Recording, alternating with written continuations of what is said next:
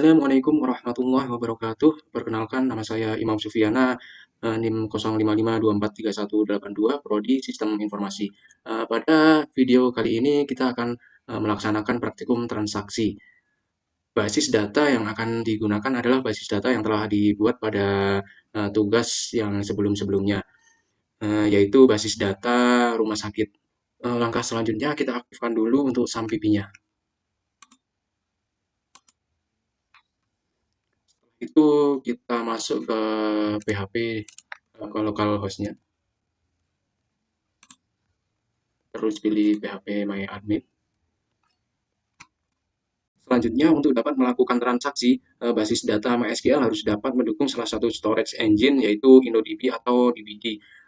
Coba kita lihat di database rumah sakit, terus di jenisnya ini sudah InnoDB.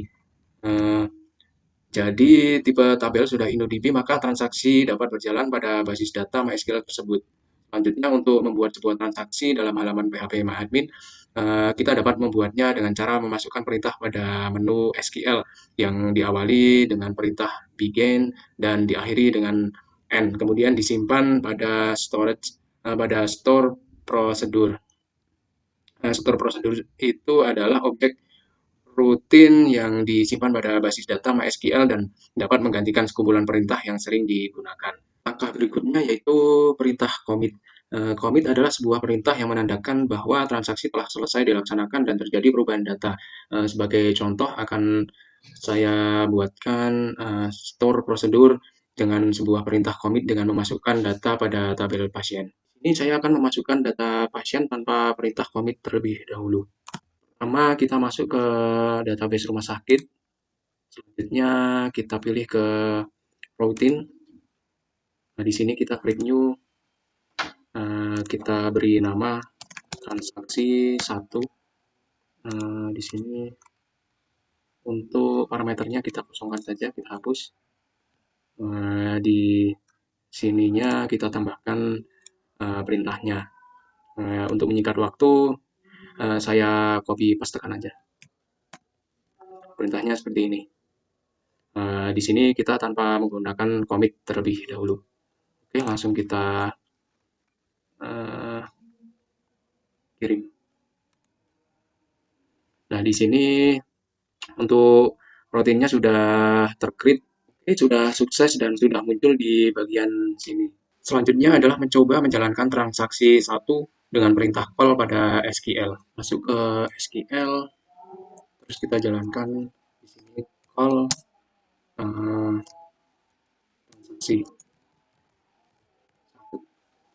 kirim. Ini adalah hasil dari menjalankan transaksi satu melalui menu SQL. Hasilnya dapat kita lihat yaitu data dengan ID pasien 4 telah tampil di dalam layar. Namun perlu diingat bahwa transaksi satu tersebut tanpa komit sehingga hasilnya tidak akan masuk ke dalam tabel pasien. Coba kita pastikan di tabel pasien. Nah, di sini tidak muncul ya untuk ID pasien, ID 4 pasien. Maka dari itu, apapun perintah yang disimpan pada sebuah transaksi, jika belum komit, maka data tidak akan masuk ke dalam tabel basis data. Supaya data tersebut masuk ke dalam tabel, maka perintah dalam transaksi satu harus dimodifikasi dengan menambahkan komit. Misalnya kita buat transaksi baru dengan perintah komit. Kita masuk ke database rumah sakit lagi, terus kita masukkan routines, kita create new. Nah, di sini kita beri nama transaksi 2. Untuk parameter kita hapus saja. Di sini kita copy pastekan lagi.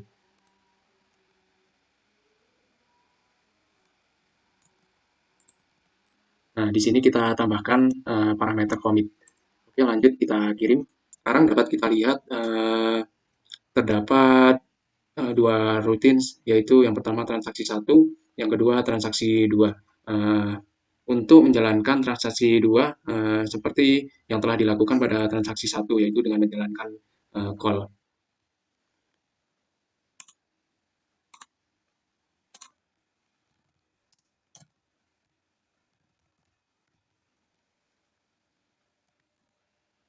Dapat kita lihat di sini ID pasien 4 sudah muncul. Untuk memastikan bahwa perintah commit berjalan dengan baik, kita pastikan sudah muncul di tabel pasien. Nah, di sini di tabel pasien sudah ada untuk ID pasien 4. Maka dari itu, jika sebuah perintah SQL baik memasukkan, merubah atau menghapus data telah dijalankan namun belum sampai commit, maka perintah tersebut tidak akan merubah isi dari data tabel. Lanjut ke perintah berikutnya yaitu perintah rollback. Rollback digunakan untuk menggugurkan perintah yang sedang berjalan. Hal tersebut digunakan jika ada suatu hal yang tidak diinginkan terjadi pada sistem. Perlu diingat bahwa pernyataan rollback akan berpengaruh jika perintah yang sedang dijalankan belum memiliki perintah commit. Ini saya akan mengupdate atau merubah nama pasien Tito dengan ID 4 dan menggunakan perintah rollback diikuti perintah commit. Kita bikin perintah baru dengan nama transaksi 3.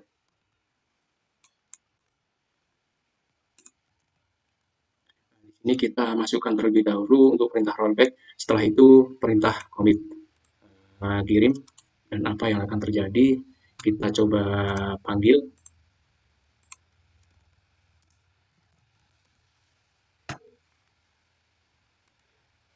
Di sini tidak terjadi perubahan data karena telah dilakukan rollback. Untuk lebih jelasnya, saya akan melakukan perintah insert data baru pada tabel pasien dan pada ID pasien 2 atas nama Siti akan dilakukan perubahan data yaitu update nama pasien menjadi Septin.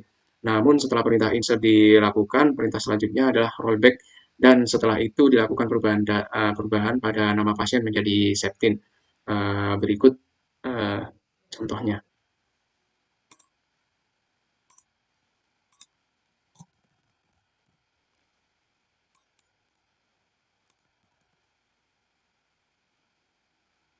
Seperti biasa kita copy paste. Oke, kita coba panggil untuk transaksi 4.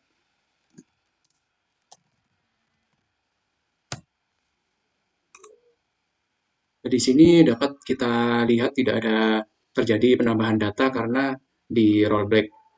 Namun pada perintah update terjadi perubahan data di ID 3 menjadi Septin yang tadinya City. Lanjut ke perintah berikutnya yaitu checkpoint. Checkpoint merupakan tempat titik di mana proses terakhir disimpan.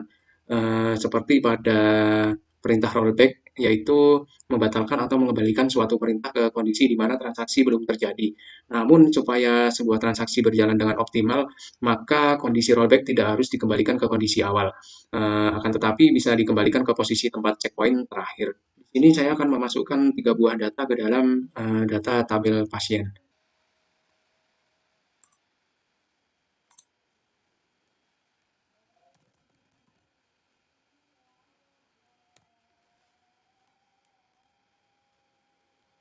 Di sini kita kopas lagi. Pada baris kelima, kita dapat lihat bahwa setelah melakukan insert, yang pertama dilakukan save point dengan nama point 1. Kemudian dilakukan insert yang kedua, namun di rollback ke save point point 1. Kemudian dilakukan kembali insert yang ketiga. Lanjut kita call untuk transaksi 5. Di sini dapat kita lihat data yang masuk ke dalam basis data hanya dua, yaitu ID pasien 5 dan ID pasien 7. Sedangkan untuk ID pasien 6 tidak masuk ke dalam basis data karena di rollback. Lanjut ke langkah berikutnya yaitu trigger. Trigger adalah sebuah perintah atau peristiwa yang memiliki kemampuan untuk memicu perubahan dalam basis data. Jenis event yang dapat digunakan adalah memasukkan atau insert, terus update, dan delete. Pemicu event ini dilengkapi dengan dua buah kata kunci, yaitu before dan after. Before dilakukan sebelum perintah memasukkan, perubahan, atau penghapusan dilaksanakan. Dan after dilakukan setelah perintah memasukkan, perubahan, atau penghapusan dilaksanakan. Untuk menjalankan perintah trigger, kita membutuhkan dua tabel lagi, yaitu dengan tabel obat dan tabel transaksi obat. Di sini kita copy pastekan lagi seperti biasanya. Terus kita di sini kita create tabel obat. Yang selanjutnya yaitu tabel transaksi obat. Oke, di sini sudah muncul yaitu ada tabel obat sama transaksi obat. Selanjutnya kedua tabel tersebut relasikan dengan tabel yang lainnya. Kita setting dulu untuk foreign key-nya di transaksi obat. Nah, di sini ID pasien dan ID obat kita buat sebagai foreign key. Oke, setelah itu kita ke desain. Kita create relationship-nya.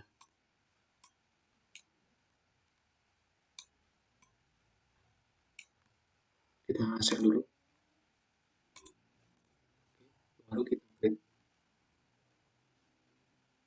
Untuk ID obat kita sambungkan ke ID obat. Di sini on delete kita pilih cascade, yang on update kita pilih cascade juga.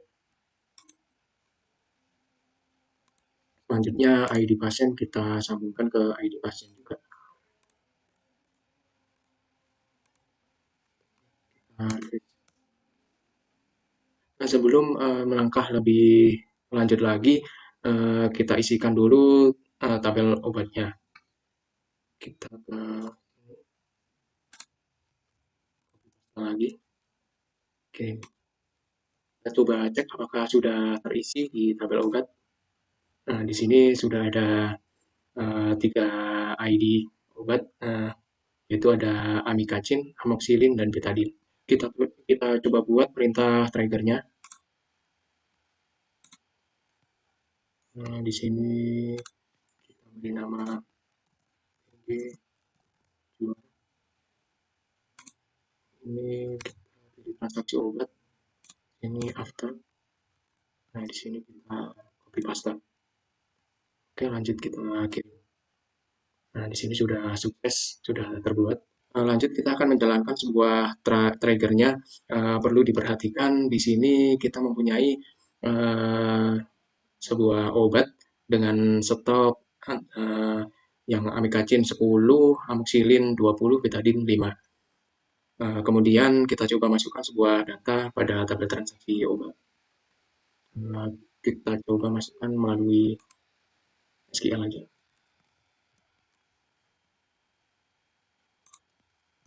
Nah, di sini kita copy pastekan aja. Nah, di sini kita akan mengambil jumlah obat di ID obat 2 dengan jumlah total 5. Kita coba eksekusi. Kita masuk lagi ke obat. Nah, di sini sudah kelihatan untuk amoxicillin dengan ID 2 stok berkurang sekitar 5. Maka dari itu, trigger berfungsi sebagai pemicu jika ada perubahan pada baris sebuah tabel di basis data. Perubahan bisa insert, update, atau delete. Lanjut ke langkah berikutnya, yaitu replikasi. Setelah masing-masing komputer sudah saling terhubung, maka selanjutnya adalah bagaimana replikasi basis data dari komputer satu ke komputer 2. Pertama, yaitu konfigurasi pada komputer satu. Pada konfigurasi komputer satu, beberapa langkah yang dilakukan adalah mengaktifkan terlebih dahulu servis pada kontrol XAMPP-nya. Di sini, karena kita sudah mengaktifkan, langkah selanjutnya yaitu kita coba masuk ke PHP admin, terus kita masuk ke bagian replikasi. Pada menu ini kita akan melakukan konfigurasi server replika, maka pada bagian primary replication kita klik configure, terus kita pilih rumah sakit, yaitu database yang telah kita buat di tugas-tugas sebelumnya. Terus kita kopikan bagian ini. Setelah itu kita masuk ke dalam MySQL di bagian config, terus pilih ke my ini. Nah, di sini kita pastekan di bawah sini.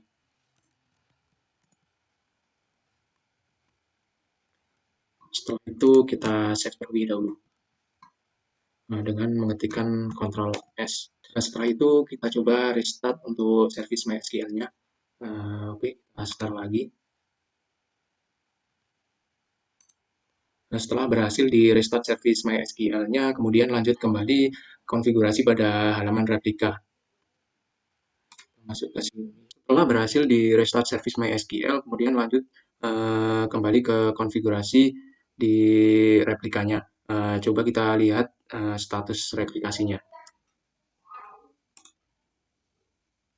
Jika berhasil, maka akan tampil seperti pada layar ini. Selanjutnya adalah membuat akun replikasi yang akan digunakan untuk mengakses basis data dari komputer 2. Untuk membuat akun tersebut, kita masuk ke bagian akun.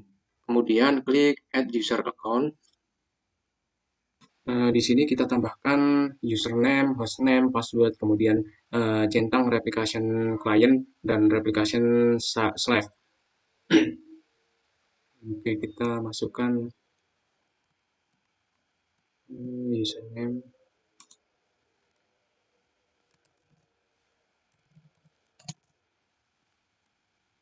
untuk IP-nya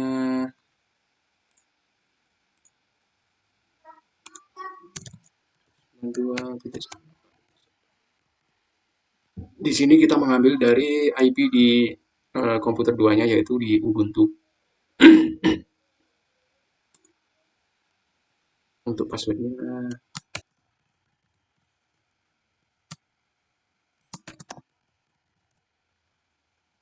oke.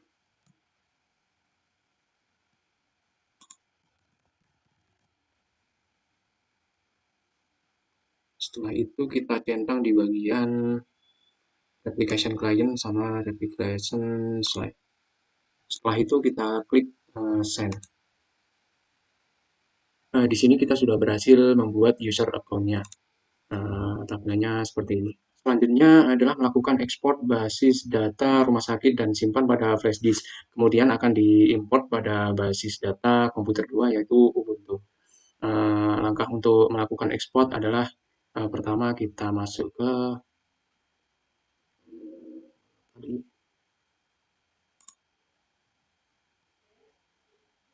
sini lalu kita pilih ekspor.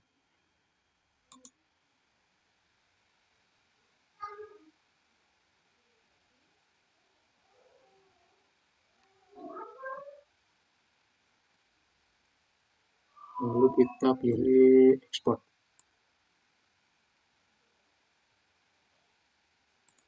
Kita taruh di download aja.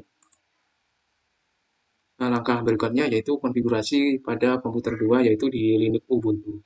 Pada konfigurasi komputer 2, langkah pertama yaitu melakukan import basis data rumah sakit yang telah kita simpan di flash disk. Untuk tampilannya akan seperti ini, yaitu kita klik di bagian pojok sini, di bagian USB, klik kanan, terus kita pilih yang flash disk kita. Terus nanti akan muncul di sebelah kiri, kita buka. Nah, di sini kita kopikan aja, kita pindah ke dokumen. Oke, setelah file rumah sakit selesai disimpan pada sebuah folder, selanjutnya kita harus melakukan import basis data rumah sakit tersebut dengan langkah awal adalah jalankan XAMPP control dengan cara buka terminal terlebih dahulu. Kita coba buka terminal.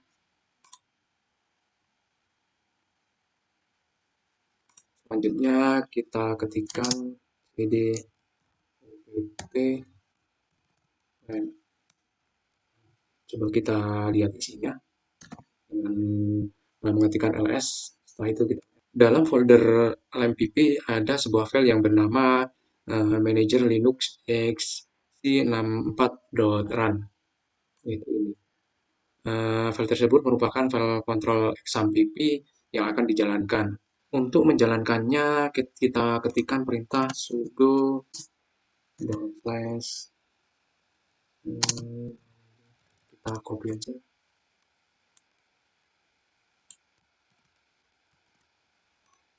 Terus kita enter. Di sini kita masukkan password user kita yaitu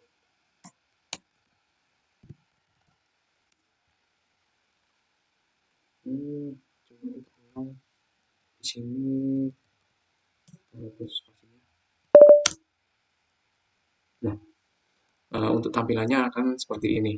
Selanjutnya kita pilih di bagian manage server, terus di sini di MySQL ini kita start. Di bagian Apache juga kita start. Tunggu sampai statusnya berubah menjadi running.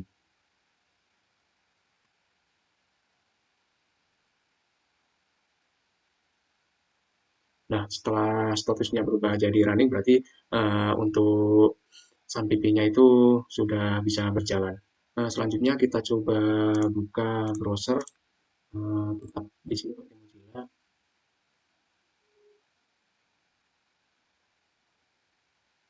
Setelah itu kita ketikkan localhost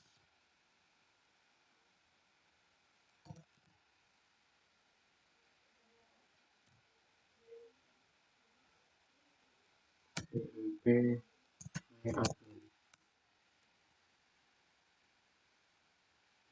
Nah, sekarang kita sudah berhasil masuk ke PHP MyAdmin. Untuk langkah selanjutnya yaitu kita akan membuat database terlebih dahulu.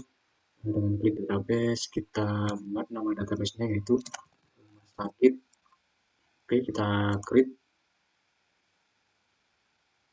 Setelah itu kita pilih import. Nah, di sini kita pilih filenya yang sudah kita copy tadi. Oke, select. Selanjutnya pilih import. Nah, jika sudah berhasil, maka di sini akan muncul tampilan seperti ini. Pada praktikum ini akan dilakukan replikasi master to self. Artinya komputer 2 hanya akan menerima perubahan basis data dari komputer satu saja. Eh, kita masuk ke bagian replication. Setelah itu kita pilih configure. Pada self configuration ada beberapa komponen yang harus diisi. Yang pertama yaitu username. Untuk username kita masukkan seperti yang tadi sudah dibuat di komputer satu. Passwordnya sama. Untuk host yaitu isikan IP yang tadi sudah kita buat. Untuk portnya kita biarkan default ke 3306. Untuk selanjutnya yaitu kita copy dulu server ID-nya. Di sini jangan terburu-buru, kita klik go, tapi kita kopikan dulu, terus kita masuk ke apa namanya SunPP. Setelah itu kita pilih configure. Oke, karena di sini kita sudah mencoba untuk open melalui Genome ini, uh, ternyata kita terjadi kendala yaitu tidak bisa dibuka. Maka dari itu kita coba melalui command prompt. Itu kita coba cd opt cd opt ls dulu. Oke, cd npp masuk ke npp. Setelah itu kita clear, kita ls lagi.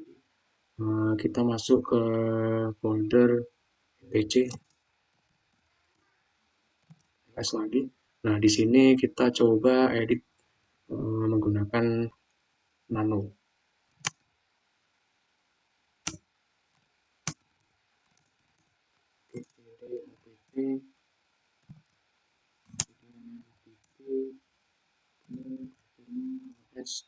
Masuk ke EPC, setelah itu kita nano my.cn. Nah, di sini kita cari yaitu bagi bagian service ID.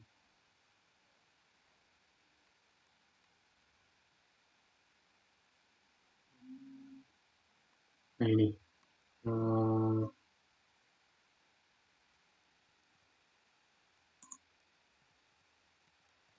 kita hapus. Terus di sini kita kopikan yang tadi ini, lagi ke terminal, paste, di sini tambahkan lagi yaitu hmm,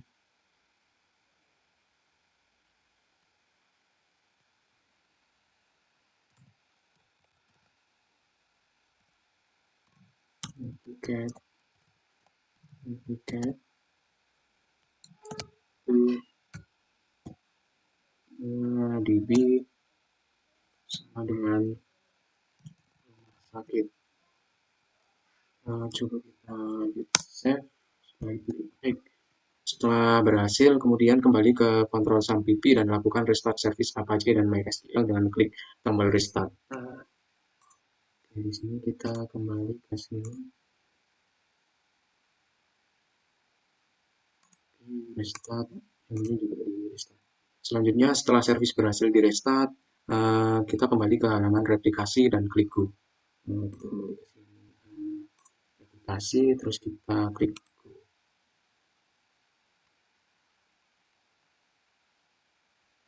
Oke, kita save. Setelah kita klik go, akan muncul error seperti ini.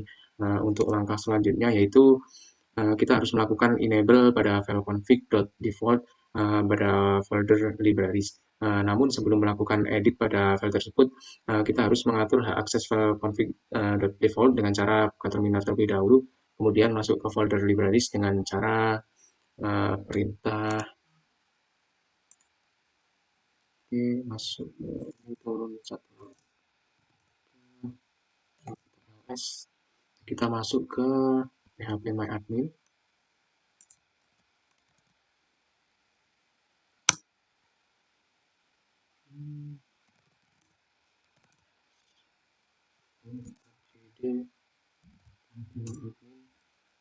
Lagi setelah itu masuk ke folder nah ini masuk ke folder libraries, kita copy,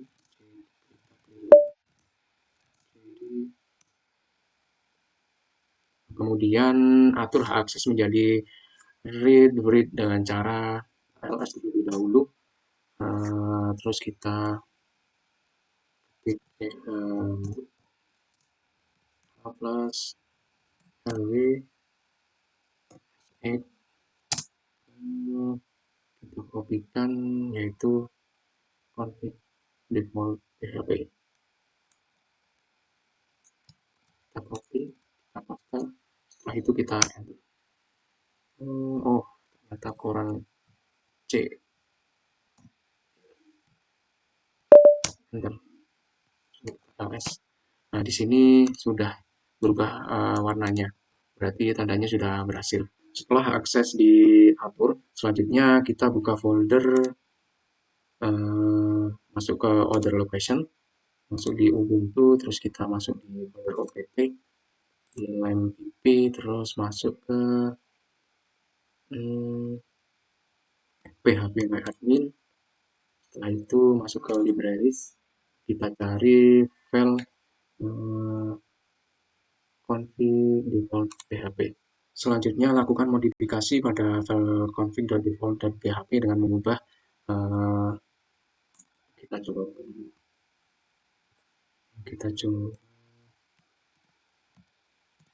kita rubah file ini yang tadinya false menjadi true.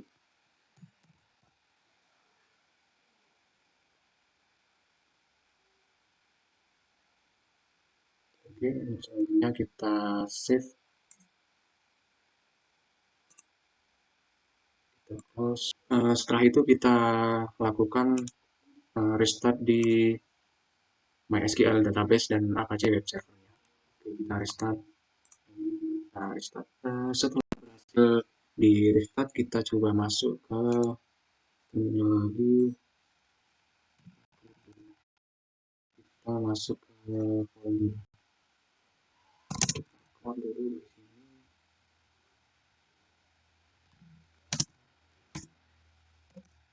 kita masuk ke etc,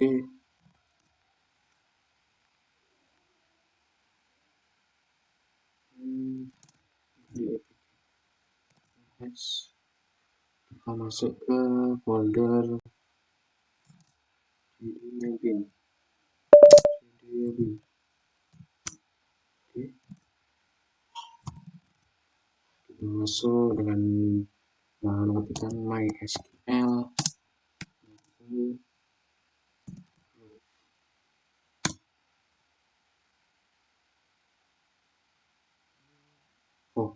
Oh, di sini kalau di Ubuntu kita dengan mengetikkan slash MySQL.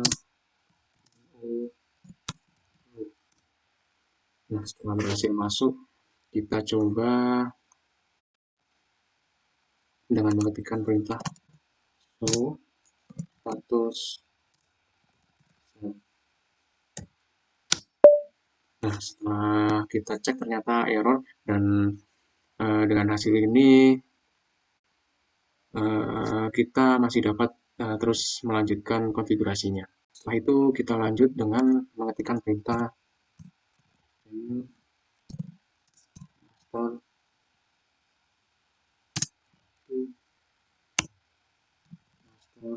host sama dengan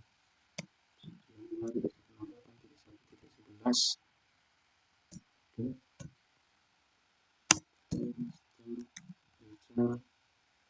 sama dengan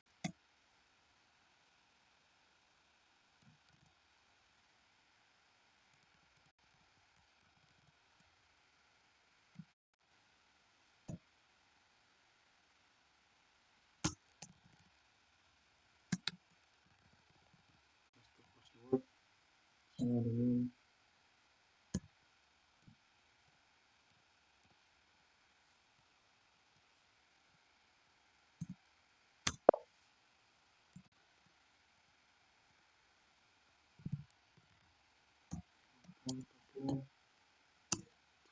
master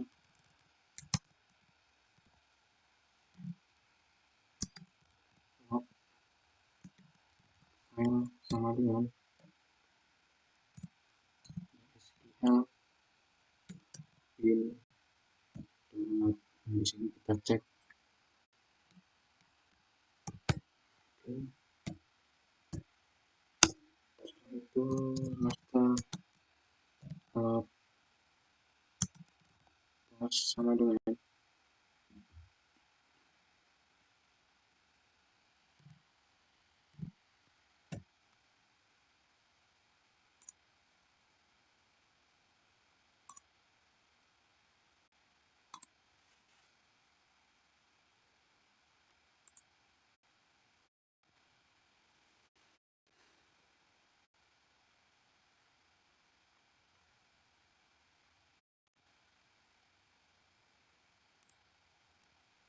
setelah itu kita klik enter.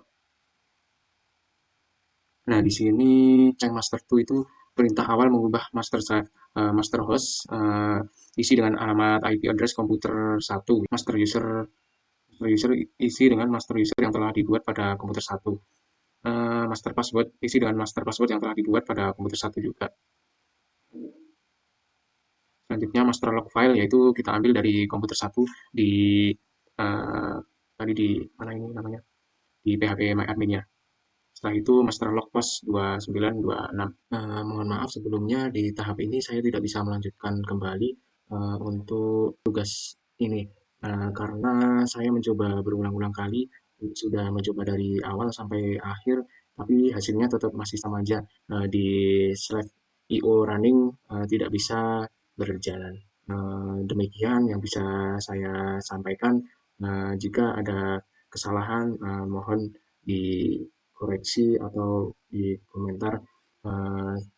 Terima kasih. Wassalamualaikum warahmatullahi wabarakatuh.